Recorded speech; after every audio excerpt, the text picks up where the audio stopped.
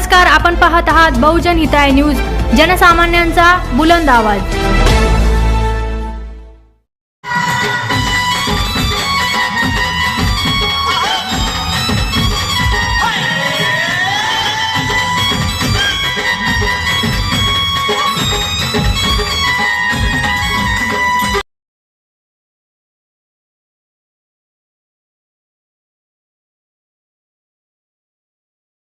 इतिहास ज्याने ऐकला, मग अशा हजार निंदा खान जरी आपल्याला लटकल्या तरी आपलं धर्मांतर कधी कोणी करू शकणार नाही।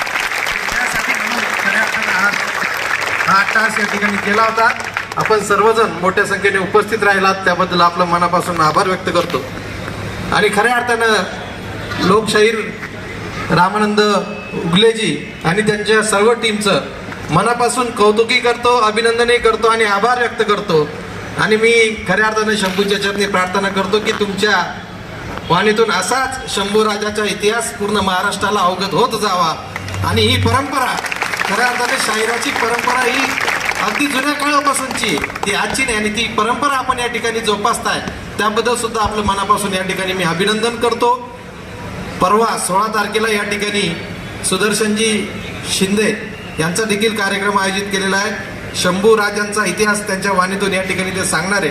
त्याही कार्यक्रमाला आपण सगळेजण उपस्थित राहावं। अनेक जोरदार घोषणेने या ठिकाणी आजच्या कार्यक्रमाची सांगता हवी। छत्रपती शिवाजी महाराज की, धर्मवीर छत्रपती संभाजी महाराज की जय भवानी। आणि एक शेवटचं गाणं शायरी या ठिकाणी सादर करणार।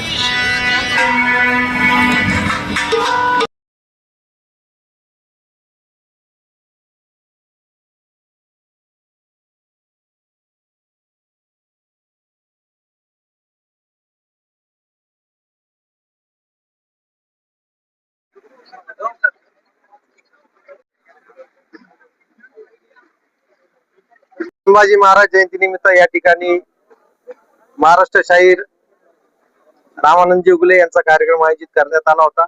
त्यांच्या कार्यक्रमाच्या माध्यमातून छत्रपती शिवाजी महाराज, धर्मवीर छत्रपती संभाजी महाराज यांचा इतिहास त्यांनी सर्व प्रेक्षकांच्या डोळ्यासमोर आणला।